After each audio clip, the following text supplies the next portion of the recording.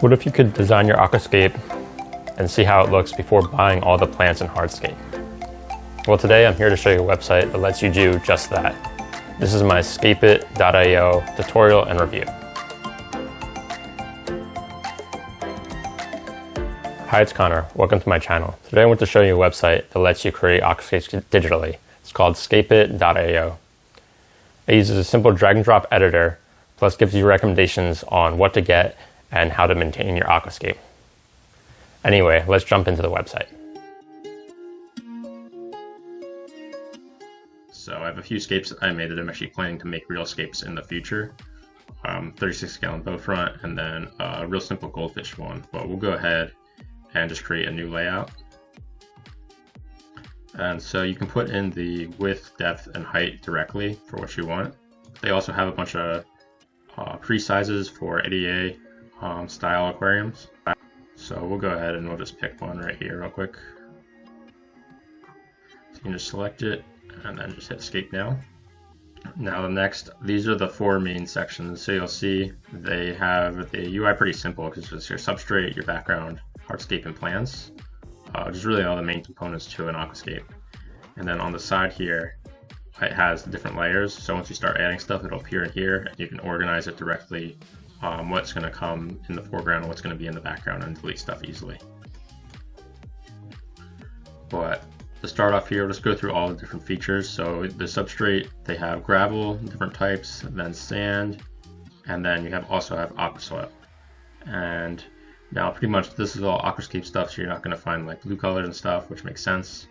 But we'll just go real quick with sand bright, and you can also adjust the height of stuff. And the background real quick, they just have some options. So you can have gradient, you can just have a black background if you're going to paint the back of your tank black, or just a white gradient to make it look a little more unique than just plain white. Now next is hardscape. Now this is where we're really starting to add stuff. So you'll see you can filter at the top here on different types of stone, different types of driftwood. And then to add something, you just click on it and drag it over, a simple drag and drop. Just place it, and then it lets you increase the size. And then with the top one here, you can also rotate it. And so you can really make it look however you want. So they do give you a lot of options here for every type. This is all the dragon stone, and then you have like river stones, for example, Sirius stone. And then they do have different types of driftwood here. And so just by changing the size and rotating it, you pretty much can get it to most options that you want. Now they're not going to have everything, but there's a lot of good options for hardscape here. And then now the next part is just for plants, and that works the same way. You can filter up here, different types, and it has easy, moderate, challenging, which is nice, and background, foreground, and middle ground, so you can get ideas of what might work for your tank tube just by going for that, which is pretty nice. So we add something here, and let's say I wanted this to be behind my rock. Well, there's two ways you can do that. You can just use these, move layer back right here, move layer front, or you can open on the right here, the layer tool, and you can just drag one in the back of the other. So they make it very simple. And then if you want to remove something, you can hit this delete button here, or you can also duplicate it to add another copy. So I can do that, and then I have a second one of that plant. Then here, just can delete it real quick too. And the same controls exist over here for whatever you highlighted. One last thing is you can hit get your scape at the end here, and it'll calculate everything you need. Now that we've went over the basics of the website, I wanted to actually show you creating my own full aquascape in it, and then going ahead and creating the actual aquascape, which is actually the one sitting right behind me right now. I thought this was the best way to really show you how the website works and give a fair review if I thought it was actually beneficial to me making an aquascape. And now if you are finding this website cool, please drop a like on the video so others can find it more easily. And I actually am an app developer myself and been wanting to make a series like this on reviewing other aquarium apps. So if you find this interesting and want to get other educational aquarium content as well, be sure to drop a subscribe on my channel, and if you do, I appreciate it very much.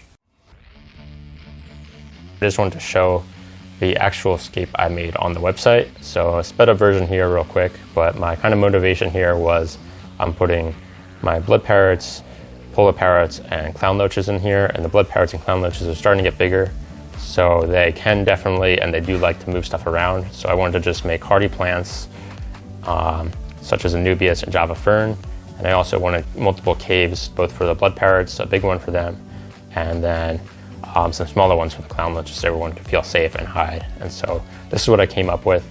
I guess the last thing I wanted to add is I wanted it to be, I wanted the tank to have a lot of swimming room. So I wanted the fish, especially because they're growing now, to keep them in that tank as long as possible.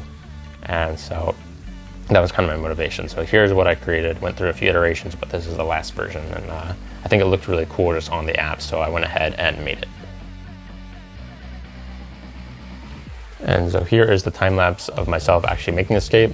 So it's just a sped up version of me doing it. And so I created the scape in the exact same way that I created it on the app, doing the hardscape first, then adding the sand, and then adding all the plants.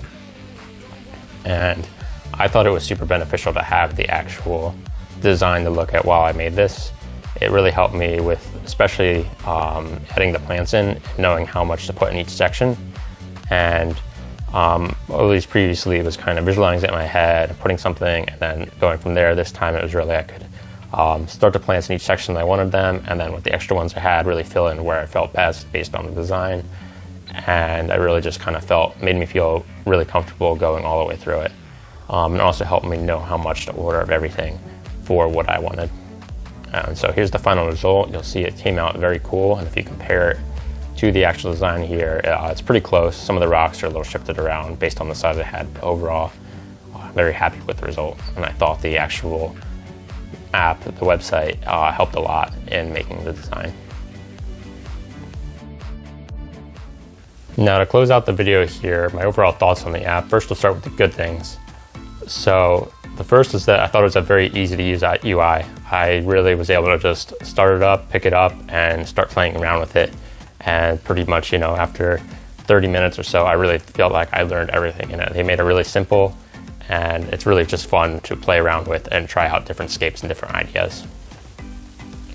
I think it's great for both beginners and intermediate, probably advanced too, but really if you're a beginner or an intermediate, I think it's a great tool just to practice making aquascapes in different types, and also just to see if your idea in your head, one will look good, and one if you actually think you can make it. And then also it'll show the difficulty level of your scape and what it recommends. And another thing is it shows you how many plants that it recommends getting, how many pots, so I think that's very beneficial. The choice of everything, hardscape and plants too, is also very good, along with the substrate as well. So they definitely gave a lot of options there, and there's not going to be every plant that you want, but there's enough variety, I think, and with being able to change the size, even if they don't have a specific type of plant, you're going to be able to find something that looks like it, change the size to it, and you can just pretend that is the different plant you want in your scape and still make it the design to make it look like you want. Now the negative things, or things I would improve on, and really even with these I still have a very positive view of the app. These are just what I would change in the future to make it even better. So the first one is to be able to save the scapes on the cloud, be able to make an account and save it there. One thing is it just saves it in cookies or app data, website data, so if you accidentally delete that, then you're going to lose all your scapes. I actually did that by accident. I actually had created one, and then I might want to delete some cookies from just some random site, so I deleted them for the last hour, and I actually lost the scape that I had previously created, which was kind of unfortunate. But that's just one thing to keep in mind.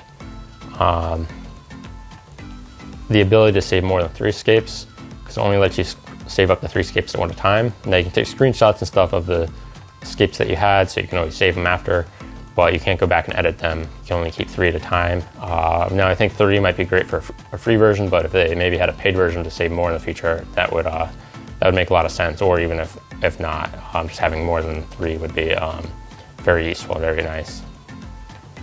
The next is that while you have an item held, once you have a lot on your canvas in your tank, if you're trying to drag one around, a lot of times it'll end up picking up a different item, and it can be very hard once you have a lot of stuff on there to edit exactly what you want. So I think really just once you have one highlighted, if your mouse is anywhere in the bounding bounding box and you're trying to move it, and don't be able to click onto other ones. I think that would be a huge help.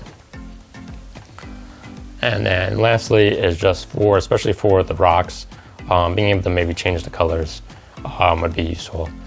For river stones, for example, being able to change those to either gray or a white or something like that would be very nice. Just being able to even change the tint on the hardscape would be a nice thing. But overall, besides some of those few design improvements, I think it's an absolutely great website and app. Super fun to use, super easy, and I think it's just super beneficial. I think it helped me with my scape a bunch, and I think for future scapes, I'll probably kind of always use this for the foreseeable future. Both fun just to try out ideas and just to get ideas. I think it's also good practice for if you see an idea, something on Instagram, for example, and you want to make it. Well, I think practicing to see if you can just make it in this app will help practice to see if you can make it in real life. And so you can know all the steps, how you need to make the hardscape to make it look how it is, where you need to put the plants, how many plants you need, etc., etc. And if anyone else has used this app or tries it in the future, I'd love to hear and even see the designs you make on it. Feel free to follow me on Instagram and then send me a DM there, and I'd love to check them out. And I do plan to post the full build of this aquascape in next week on my channel. So if you want to see the full and detailed design, from creating the design on this app to getting all the supplies to actually doing the scape, be sure to check out my channel and subscribe to get that when it comes out.